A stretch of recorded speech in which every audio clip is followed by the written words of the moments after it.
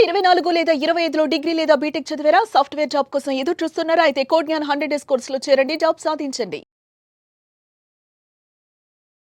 నమస్తే, welcome to Suman TV. నేను మీ anchor సిరి. August 15 నుంచి 30 వరకు ద్వాదశ రాశుల వారికి ఏ విధంగా ఉండబోతుందో వీటి గురించి మనకి క్లియర్గా ఇన్ఫర్మేషన్ ఇవ్వడానికి వేదిక ఆస్ట్రాలజర్ ఉమా గారు ఉన్నారు. అడిగి తెలుసుకునే ప్రయత్నం చేద్దాం. నమస్కారం ఉమా గారు. నమస్తే అమ్మా. ముందుగా ద్వాదశ రాశుల వారికి ఎస్పెషల్లీ ఆగస్టు 15 నుంచి 30 వరకు గ్రహ సంచారం ఏ విధంగా ఉందండి? తప్పకుండా అండి. యథావిధిగా గ్రహ సంచారం అనేటువంటిది నడుస్తోంది. ఆగస్టు మాసంలో నడిచేటువంటిదే.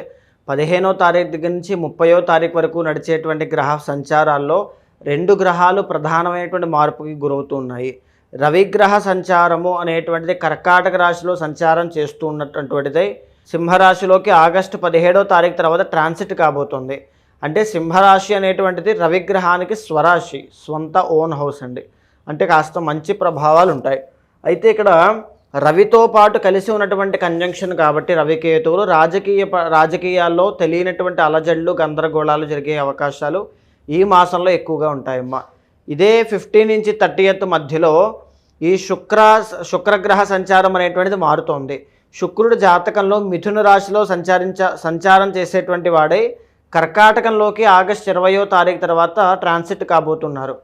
సో ప్రధానంగా ఏంటి అంటే ఇక్కడ సింహరాశిలో రవికేతువుల యొక్క ట్రాన్సిట్, కుంభరాశిలో శని రాహుల యొక్క ప్రభావం పడబోతోంది. ఎందుకంటే శని వక్రించారు కాబట్టి అండి.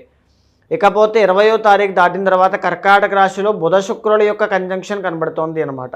అయితే యథావిధిగానే మిథున రాశిలో గురుగ్రహ సంచారం నడుస్తోంది.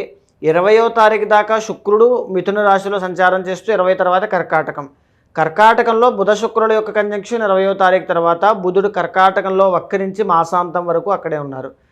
సింహంలో రవికేతులు చెప్పుకున్నాం. కన్యలో కుజగ్రహ సంచారము, కుంభంలో రాహుగ్రహ సంచారము, మీనంలో శని వక్రించి సంచారం చేస్తున్నారమ్మా. మరి మకర రాశి వారికి మనం చూసుకున్నట్లయితే ఆగస్టు 15 నుంచి 30 వరకు విద్యాపరంగా, విదేశీ పరంగా, సంతాన పరంగా ఎలా ఉండబోతుంది? ఏ ఏ గ్రహాలు వారికి అనుకూలిస్తున్నాయి? ఏ ఏ సందర్భాల్లో వారు జాగ్రత్త పడాల్సిన అవసరం ఉందంటారు మా గారు? తప్పకుండా అమ్మ. మకర రాశి వాళ్ళకి ప్రధానంగా ఈ మాసం, ఈ 15 రోజులు కాస్త ప్రతికూలమైనటువంటి పరిస్థితులు ఎక్కువగా కనబడుతూ ఉన్నాయి. ఎందుచేత అంటే 2వ స్థానంలో రాహుగ్రహ సంచారం నడుస్తోంది. 3వ స్థానంలో శని వక్రించి 2వ స్థానాన్ని చూస్తూ ఉన్నారు. ఇకపోతే మకర రాశి వాళ్ళకి గురు బలము అనేటువంటిది తక్కువగా ఉంది. ఎలాగ తక్కువగా ఉంది అంటే 6వ స్థానంలో గురుగ్రహ సంచారం నడవడము, 6లోని శుక్రుడు సంచారం చేస్తూ ఆగస్టు 20వ తారీఖు తర్వాత శుక్రుడి యొక్క బలం కూడా మిశ్రమంగానే కనబడుతోందమ్మా. ఇక్కడ బుధుడి యొక్క సంచారం, కర్కాటక రాశిలో సంచారం చేసేటువంటి బుధుడి యొక్క సంచారం ఒక్కటే మంచి స్ట్రాంగ్గా ఒకటే కనబడుతోంది. మిగతా పరిస్థితులన్నీ కూడా ప్రతికూలంగా కనబడుతున్నాయి. మేజర్గా ఏంటి అంటే పనుల్లో స్తంభన, పనులన్నీ కూడా పోస్ట్ పోన్ అవ్వడం కానీ, అబ్స్టాకిల్స్ ఎక్కువగా రావడం కానీ, కెరీర్లో ఫ్లక్చువేషన్స్ రావడం కానీ, ఫైనాన్షియల్ ఇష్యూస్ ఎక్కువగా చూడడం కానీ ఖచ్చితంగా జరిగేటువంటి అవకాశాలు ఉంటాయి. ఇకపోతే అష్టమంలో కుజగ్రహ సంచారం అండి. అష్టమంలో కుజగ్రహ సంచారం అంటే రుణ బాధలు, అప్పులయ్యేటువంటి అవకాశాలు ఎక్కువ ఉంటాయి. వాహన ప్రమాదాల విషయంలో జాగ్రత్తగా ఉండాలి. ఆరోగ్యం విషయంలో గాయాలు పాలవ్వకుండా ప్రశాంతంగా జీవితాన్ని గడిపే ప్రయత్నం చేయాలి. సో ఈ భాగ్యంలో కుజగ్రహ సంచారము అని అంటే రుణ బాధలు అండి. ఎలాంటి రుణ బాధలు ఉంటాయంటే వీళ్ళు బయటకి ఇచ్చిన డబ్బులు కూడా తిరిగి రాకపోవడం కానీ, వాహనాల విషయంలో, భూ వివాదాల విషయంలో, ఎవరైతే రియల్ ఎస్టేట్ వ్యాపారం చేస్తూ ఉంటారో వాళ్ళు కాస్త జాగ్రత్తగా ఉండాలి. అంటే ప్రమాదాలను మరీ ఎంత భూ వివాదాలకు సంబంధించి కాదు, కాస్త జాగ్రత్తగా డబ్బులు జాగ్రత్త పెట్టుకోండి. కోర్టు వివాదాల్లో జాప్యం జరిగేటువంటి అవకాశాలు ఎక్కువగా కనబడుతున్నాయి.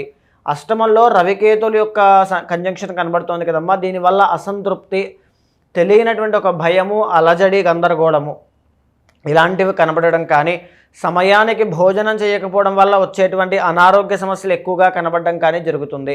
సినీ నాటక ప్రముఖులకి కానీ, నృత్య గీత వాద్యాది రంగాలు కానీ, క్రియేటివ్ ఫీల్డ్లో వర్క్ చేసే ఎవరికైనా మకర రాశి వాళ్ళకి ఈ మాసంలో కాస్త ఆదరణ, అవకాశములు, పరిస్థితులన్నీ కూడా ఈ మిశ్రమంగా ఉండేటువంటి అవకాశాలే ఉన్నాయి.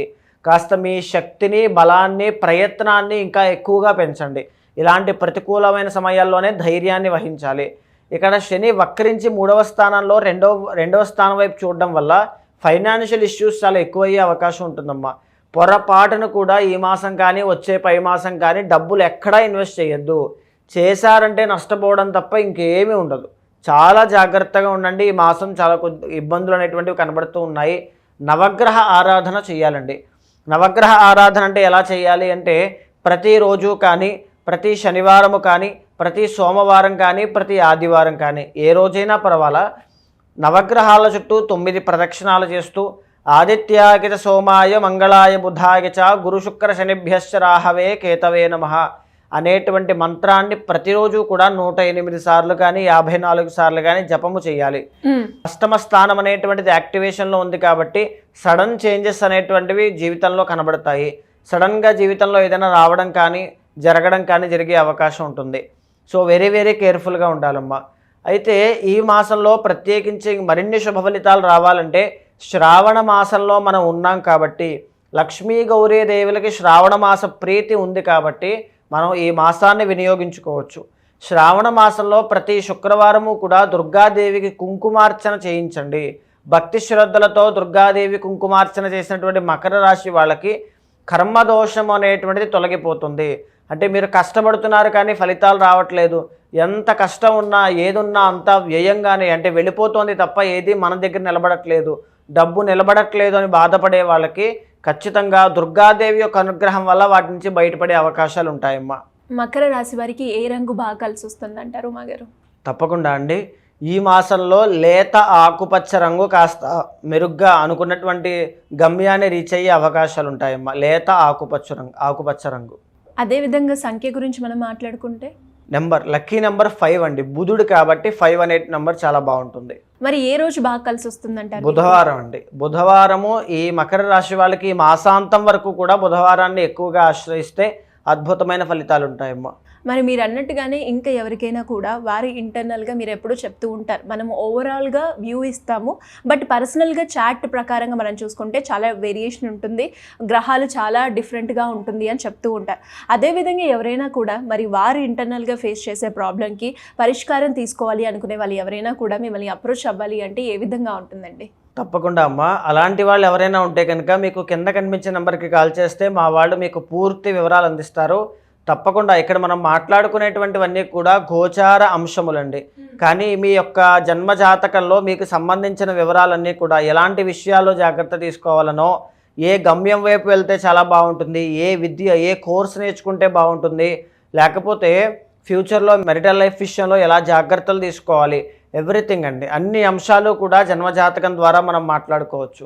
సో ఎవరైనా అలాంటి వాళ్ళు ఉంటే మీ గోచారాన్ని మీ పర్సనల్ చార్ట్ని సమన్వయం చేస్తూ పూర్తిగా విశ్లేషించినటువంటి తర్వాత శాంతి పరిహారములు ఏదైనా ఉంటే ఆచరింపచేసి తప్పకుండా భగవత్ అనుగ్రహం కలిగేలా చేస్తానమ్మా. థ్యాంక్ యూ అమ్మ గారు. Thank you so much. నమస్తే అమ్మా.